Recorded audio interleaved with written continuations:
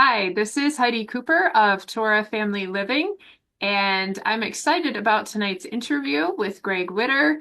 We'll be looking at his Bible study guide that walks you chapter by chapter through the book of Romans. Right, I'd like to just get a little bit familiar with what we'll find in this Bible study guide. I know Romans is often very misunderstood, and I think a lot of us might be afraid to even tackle studying it as a result. So I'm very excited to start digging into this one. So the very first question I would like to ask you is, why do you think it is so important to be able to look at the book of Romans from a specifically Hebraic biblical mindset? Well, the book of Romans itself is one of the most misinterpreted writings of all of the Bible. It has been used by Christianity to promote a lawless gospel, leading many believers to believe that Paul, Sha'ul, was against Torah. This misunderstanding is the result of twisting Paul's words, leading to false doctrines and including grace alone without obedience, the rejection of Yahuwah's Torah, and the false concept that Yahushua's covenant with Israel has been replaced by the church. Sha'ul's letters, especially Romans, but others also, must be understood from their Hebraic context, recognizing that Paul was a Torah-observant Yahudi or Yahudi, a Jew speaking from both Yahudim and returning the scattered tribes, Gentiles, who were being grafted into Israel. A failure to see Romans through the lens of the Torah and the prophets leads to serious misinterpretations and doctrinal deception. No wonder we're all afraid to study it. Yeah, it can be difficult to comprehend. In fact, Peter actually, we know Peter warned in Second Peter that Paul's writings can be difficult and hard to understand. Why do you think that he used that phrase when describing Paul's writings? We must understand that Paul was a very educated man when it comes to the Torah and the prophets.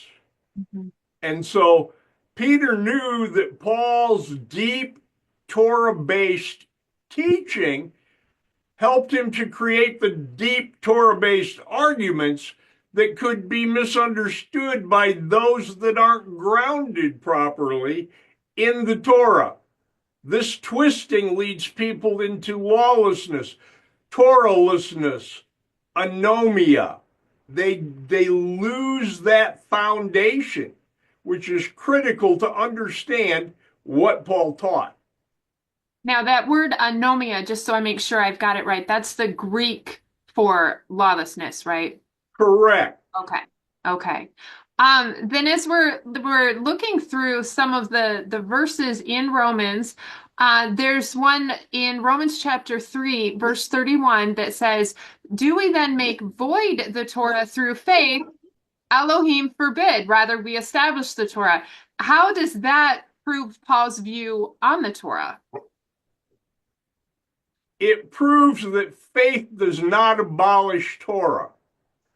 It proves that faith upholds it, Mhm.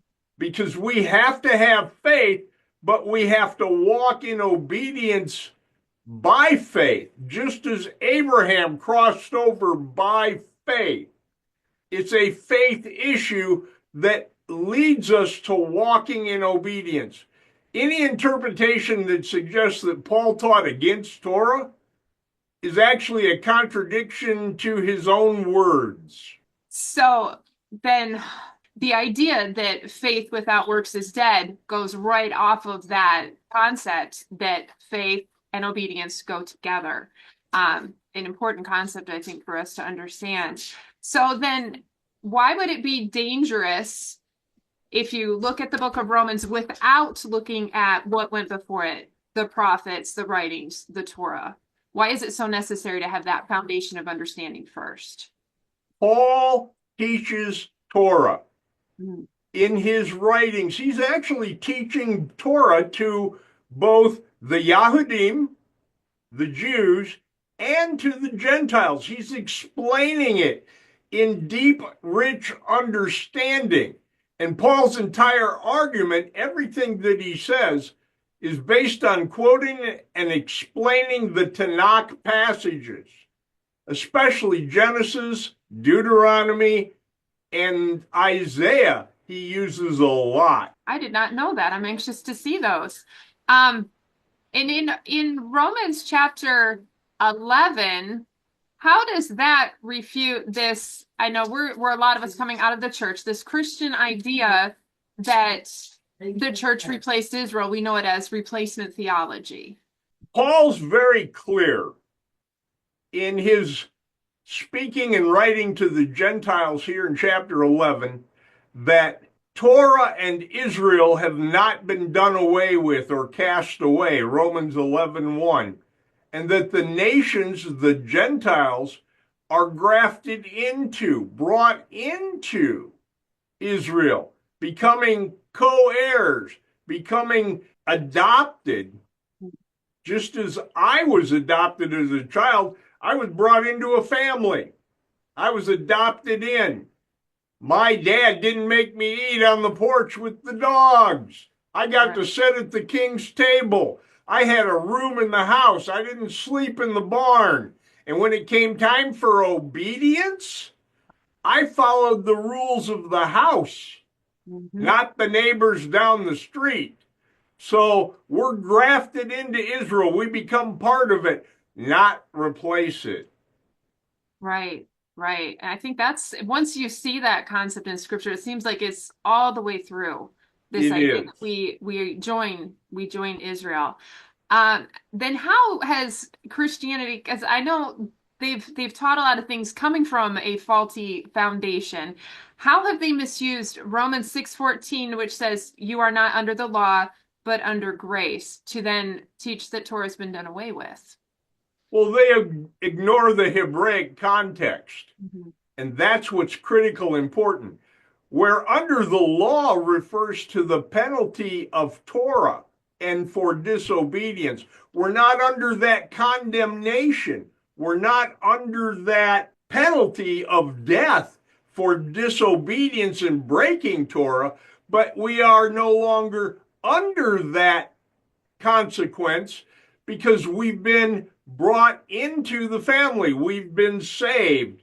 And so we're no longer under the penalty of death, no longer the penalty for Torah disobedience. So if we just get the concept that these verses aren't talking about the rules, we're talking about the penalty for breaking the rules, which are two very different things.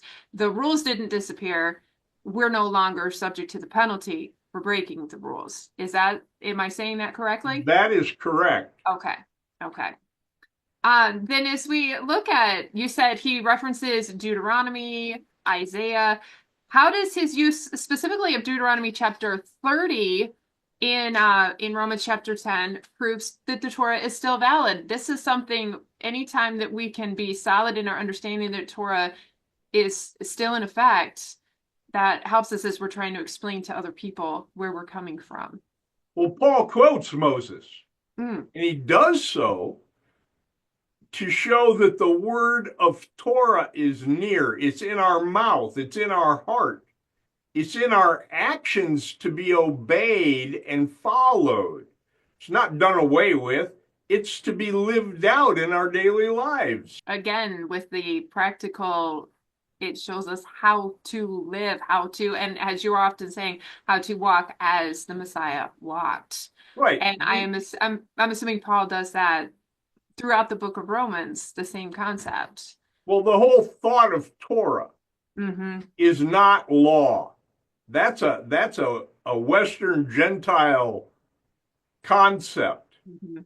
If you really research and you look into the Paleo Hebrew, you'll find that the law or Torah isn't law, but it's instructions, it's guidance, it's direction.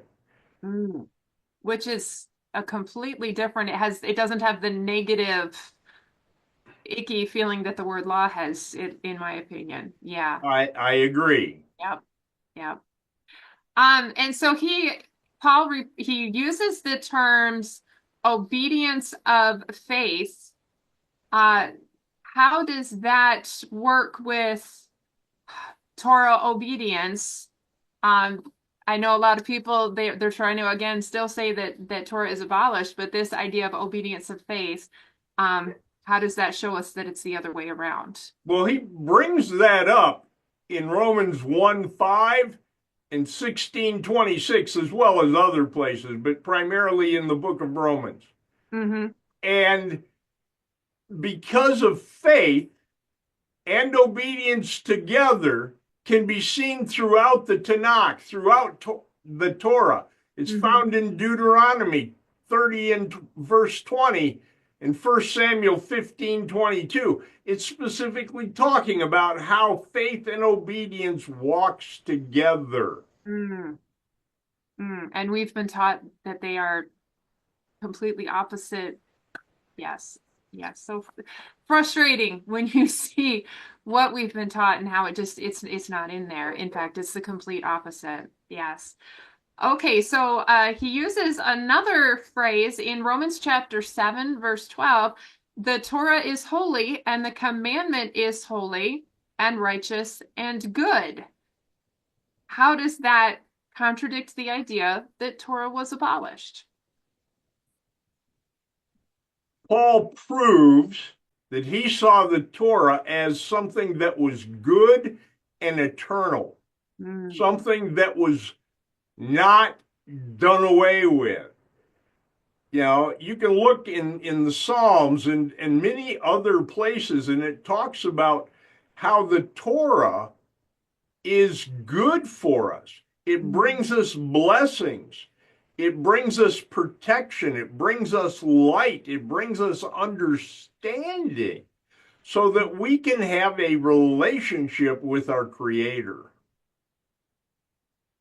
Psalm 119 immediately comes to mind. I don't think it goes more than one verse in succession without talking about the law and how good it is. So, and that's just one. That's just one of the Psalms. All right, let's talk about Romans chapter 8, verse 7. It says, the carnal mind is enmity against Elohim, for it is not subject to the Torah of Elohim, nor indeed can be. Now, how does that refute Christianity's claim that the Torah is irrelevant, which of course we know it is not? Well, we battle against sin, but it starts in the mind. Mm, And so when we think about things, if we don't address it properly, if we don't immediately refute that, and we dwell upon the sin or the enmity, the carnal mind, those things that the mind likes to dwell on, whether we want to admit it or not, it is against Elohim. It's against his teachings, his Torah, his instructions. And so Paul's clearly stating that those who reject Torah are still in their fleshly mind, their sinful nature.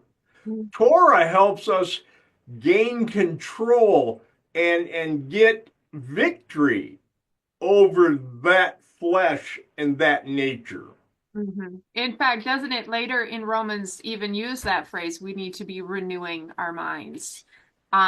It bringing Yes, well, it does. I think it's some in another book where it says, but we're actually supposed to be bringing every thought captive. Um, that we have to get a control of what we're thinking about before our actions, right? Right. We're in a physical battle. We're in a mental battle. We're in a spiritual battle. Mhm. Unfortunately, that spiritual battle overflows into our physical world. Mhm. And the mind is constantly under attack by Satan to be deceived, to be distracted, to dwell upon things that are against Elohim Mm, and against his Torah. And so we must be ready by study to prove ourselves that we can refute Satan's attacks, that we have the whole armor of Elohim on, and so that we can battle against these attacks. hmm. And all the better reason to actually take the time to work through these tougher books like Romans, because if we don't have a solid understanding and have grappled and gone through these difficult concepts, then we can't defend ourselves against these attacks.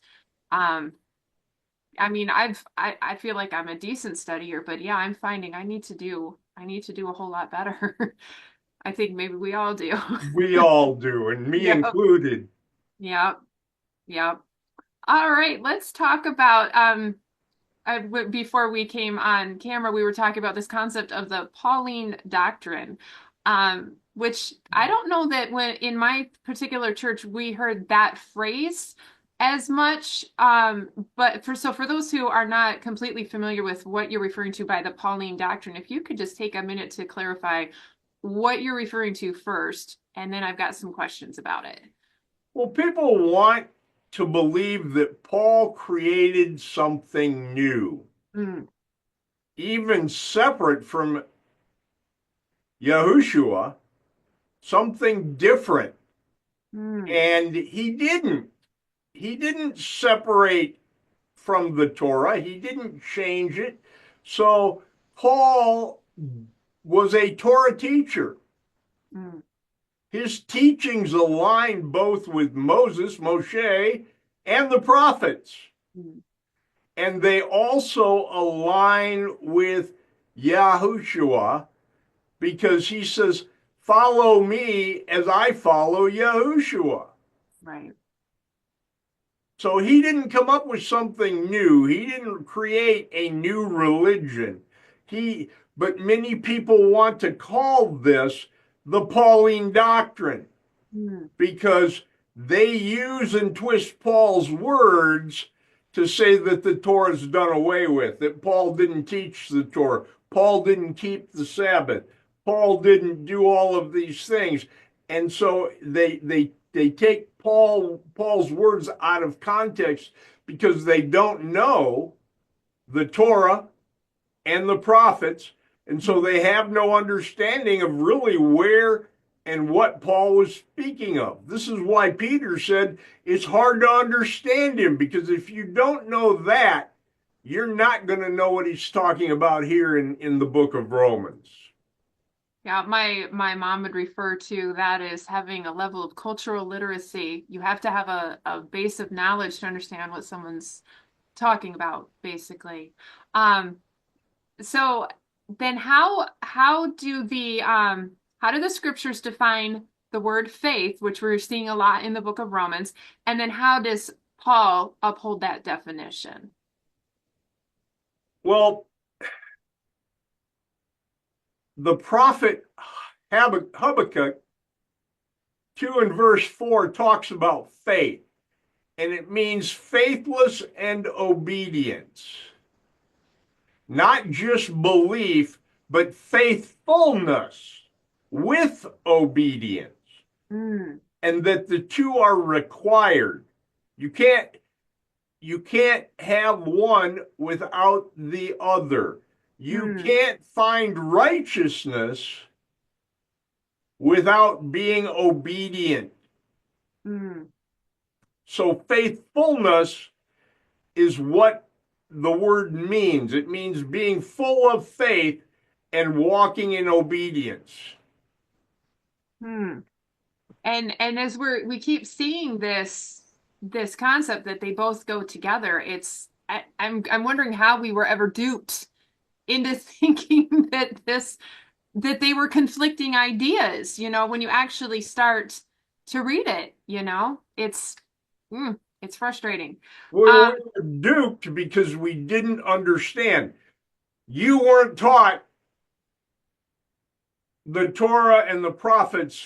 You weren't taught and build that foundation. So when Paul quotes something or alludes to something, you don't understand it. You don't make that connection. And Right. so that's how come we were duped. We Mm-hmm. simply accepted what we were taught to be true and Mm-hmm. never thought to question it. Right. Right. And we weren't in our Bibles enough on our own to to be able to challenge it and see it for ourselves. In fact, um, in talking to a lot of people and hearing a lot of interviews about how people realized that they needed to be following what was in Torah, it was after a season of extremely thorough actually reading the Bible for themselves, and then they see it, because it's, as we're finding, it is just throughout scripture. It can't be refuted. But if we're not in that book, we're not going to see it. Like you said, we're not even going to think to ask. Right.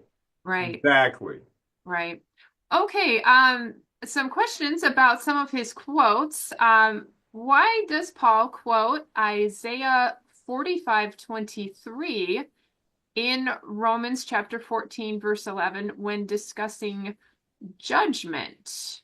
And I didn't make a note of that verse before I highlighted all of this.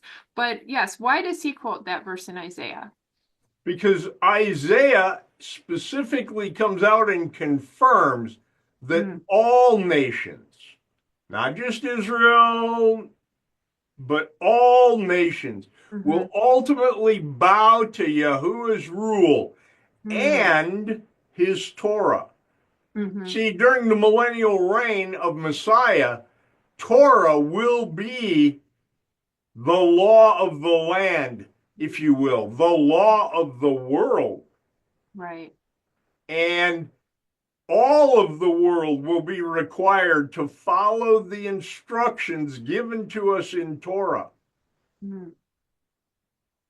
Is that the same part in Isaiah where he talks about if nations fail to come up for Sukkot, that they won't get rain for years? Is that same context That there? is exactly that same, that is Mm-hmm. what it's talking about. Yes. Okay. Okay. I was in the right passage then. Okay. So then Romans ties to a lot of other books, doesn't it? That's what I'm finding as we're looking through this. Um, how does Romans chapter 9 verses 25 and 26 connect to Hosea's prophecy about the restoration of Israel? I know I have looked quite a bit at Hosea, um, and, and it's, yeah, there's a lot in there, but how does that connect with Romans chapter 9? Well, this is part of Mm-hmm. the promise to the northern kingdom and the lost northern tribes that they will come back to the covenant, that they're going to come back.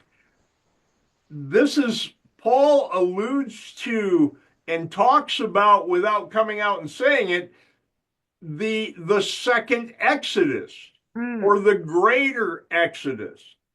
And so he is here alluding to that, some of those texts that bring that out, that the mm-hmm. lost tribes that have been scattered amongst the Gentiles are going to, in the end, in the days that we're living in, literally are going to begin to wake up and come alive while they're scattered to the Gentiles, to be lights to them, to teach the truth, and to take the gospel, the true gospel, to the four corners of the earth. And then they will be regathered, i.e., the second Exodus. The Mm-hmm. first Exodus was just a foreshadowing of what's coming and the Right. tribulation that will be surround that regathering. And it's exciting to realize that we are actually part of that taking place because we were shown this truth that, the generations before us, they didn't see. Um, that's exciting. Exciting. Very Okay. much. A question.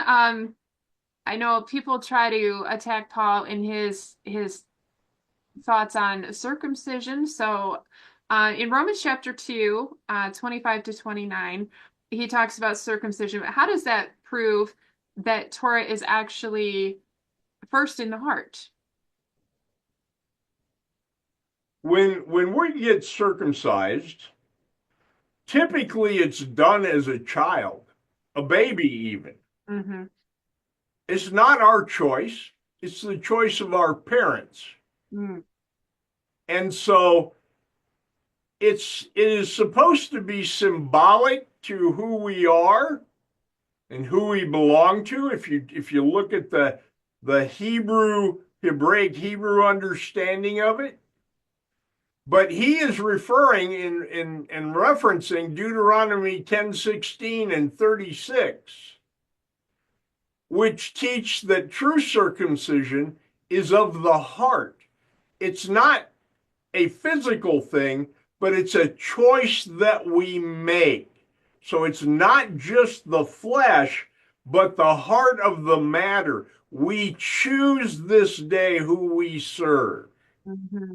And this is critical because if we're just doing our own thing, the physical circumcision really doesn't mean anything. Right, right. It's You end just up a like, symbol that we were circumcised as a child, whatever the case may be, mhm, whether we're part or not part of Israel.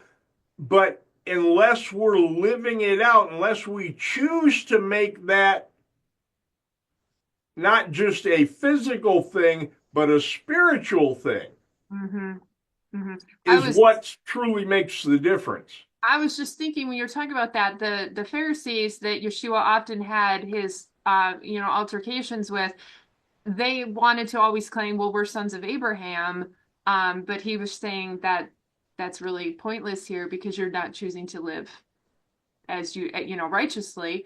Um, and the other thing that came to mind is in if that concept of that we're circumcised in the heart is all the way back in Deuteronomy, it's just showing once again it's not a new idea. It's not something that was introduced centuries later. It's that concept was always there, that it's supposed to be an internal change, not just an external one. Yeah. It's not just physical, but Mhm. spiritual. Right, right. Oh, let's see here. I have actually, I'm just looking at my next group of questions. I have actually heard people say when they're not sure between the teachings of Yeshua and the teachings of the Paul, well, I'll default to Paul. And I cannot comprehend that. But I'd like to ask you a few questions that show that they were saying the same thing. Um, like for example, the concept of loving your neighbor that Paul taught in Romans 13:9, how does that align with what Yeshua was teaching and what was taught first in the Torah? Well, it was taught in Leviticus Mm-hmm. 19:8, and this proves that Yeshua or Paul agrees with Yahushua's teaching. Now we Mm-hmm. look at Matthew 22:36 through 40. He's saying, Master, what's the greatest commandment? And that is to love the Lord thy God with all thy heart, mind, soul, and strength. And Mm-hmm. everybody wants to stop there. Whoa, no, don't stop. Go, go. It says, and the second is like unto the first, to love your neighbor as yourself. How do you love your neighbor as yourself? That's the question that we should be asking. How do Mm-hmm. you love your neighbor as yourself? I love you, Heidi, because I don't lie to you. Right. I don't steal from you. I don't go and kill you. I don't covet your things. That's how you love your neighbor as yourself. So both Paul and Yahushua are alluding back to Torah. And those were specifically the Ten Commandments. Right. And that is specifically the Ten Commandments. The first four or five, depending on how you want to look at it, is Mm-hmm. how to love Elohim, how to love Yahuwah. Mm-hmm. that we're to remember that he is the one that brought us out of Egypt, and all of the things that follow with that, with number 5 being love your parents, you know, and so he's our heavenly father. So that goes vertically. Love your parents goes vertically as well as horizontally to our physical world. Yeah. And then with the next 5 corresponding on actually how to have a good relationship with those around us. Hmm. Right. I remember Dr. Seekins doing a teaching on that, and he was saying it's all about honor. And if you show an honor is showing value, if you're showing value, like you said, how am I loving my neighbor? How am I showing that they are valuable to me? I'm not going to cheat on them. I'm not going to kill them. I'm not going to steal from them. That it was an idea of showing value to the other person, and of course to our Father as well, rather than just looking at it as a list of to-dos and to-don'ts, but actually how to show honor and value to someone. And Absolutely. that really stuck with me. I remember that one. All right, let's see. I've got a few more here. Why does Paul call Yeshua the goal of the Torah? Romans 10, verse 4. And how is this misunderstood? Okay, the Greek word there is telos, and it means goal, point of aim, Mm. or completion of. It's not the end. It doesn't stop there and just go away Mhm. as in abolishment, but Yahushua is the living Torah. He's the goal. He's the example that we are to follow. He is the standard by which we, as his disciples, should strive to live out our days. Mm. Right, right. And every time we have these conversations, this idea that if anything was done away with, it just doesn't make sense if you look at what Scripture actually says. All right, let's talk about Romans chapter 2. We find the phrase Yahuwah will render to every man according to his deeds. How does that match back with Torah again? Okay. Paul is actually quoting Psalm 62:12 and Proverbs 24:12, Mhm. confirming that judgment is based on our works.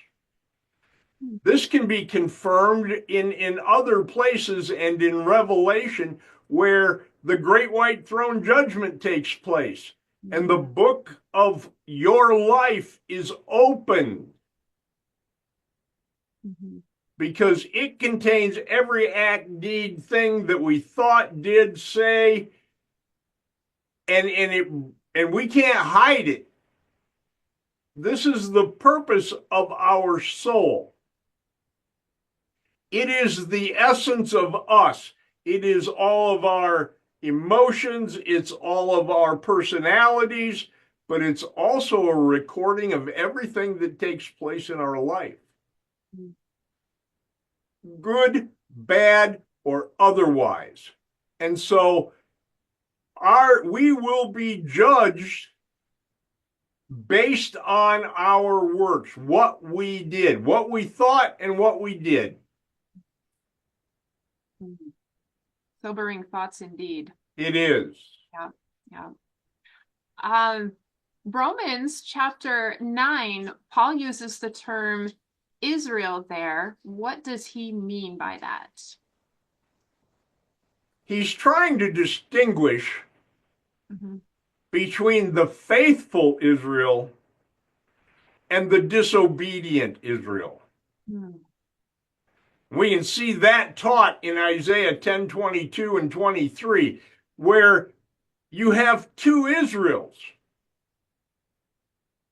And so when he uses the term Israel in Romans 9:6, he's trying to distinguish between the two and the difference. Mm. Again, context. We need to have a foundation. Um, what should we be learning from Romans as we're trying to get out of this idea of lawlessness and actually returning to Torah? How can Romans help us with that? Well, Paul's entire argument, everything that Paul teaches, he is basically bringing out that both the Yahudim, the Jews, and the Gentiles need to come in obedience. He's calling us to obedience constantly in what he says. Although we twist it out of shape to say that it's just the opposite, he is busy about proving that Torah remains and that it's Yahuwah's standard for righteousness. Mm, It's the pillar. It's the lighthouse. It's the standard. right. So as we're looking to study this book of Romans, what would you say would be the key thing, the key framework? What should we be looking for and keeping in mind as we work through this book and study it? Well, Romans has been twisted and misused by the Christians to promote their false, lawless doctrines Mhm. that contradicts Yahusha's teachings and the Torah itself. Frankly, Mhm. Paul was a Torah-observant teacher, not a Christian theologian. And so we need to understand that. When we read Romans in context, it teaches us faith and obedience goes together. We can see that in Romans 3 and verse 13, and again in 6, verses 1 and 2. It's very specifically bringing that out. Torah is still valid according to Romans 7:12 and 8:7. It's telling us that it's a good thing. It's a positive thing. It's righteousness. Israel's not replaced, according to Romans 11, 1 and 2, but it is part of the kingdom of heaven, and that we are then grafted into. We become co heirs with them, not replacing them. That Right. salvation, yes, is by faith, but it is the works that prove the faith. We work out our salvation. We walk in righteousness. 1 John 2, I believe 6, says that we are to walk as Yahushua walked. You know, Paul's saying basically that same thing in Romans 2, 6 through 8, and then again in verse 13. So it's all about understanding what Paul's actually teaching from a Hebraic understanding, that he's bringing out and teaching Torah. He's teaching, walking in the instructions. So now is the time. It is the accepted time to reclaim Paul's teachings, restore the true message of Romans, and return to Yahuwah's Torah. Unfortunately, there's many people that teach against Paul, that he was a false prophet, he was this, he was that, a false teacher, because they are pulling things, they are accepting the lies of the Pauline doctrine and what's being taught. And they haven't built the foundation to understand what he's actually saying and teaching. Just like the Christians, they twist his words to create their own doctrines that do not actually line up with what Paul or the other New Testament writings or the Torah says. Obviously, very, very important stuff for us to study and be solid on as we're trying to make sure we're living Torah out in our lives. And I think this is particularly important when we're having conversations with other people that may not completely understand where we're coming from, that we've got to be solid on this. We have got to comprehend that Paul did not do away with, well, he wouldn't have had the power to do that anyway, but he most certainly did not try to say that Torah was done away with.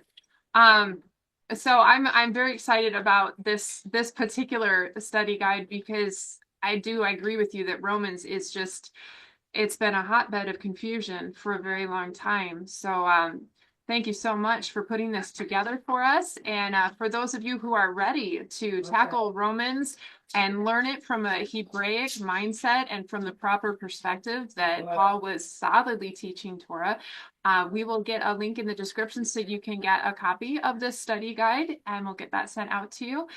So thank you very much, Greg, for showing us a bit more of all of the gems that are in the book of Romans.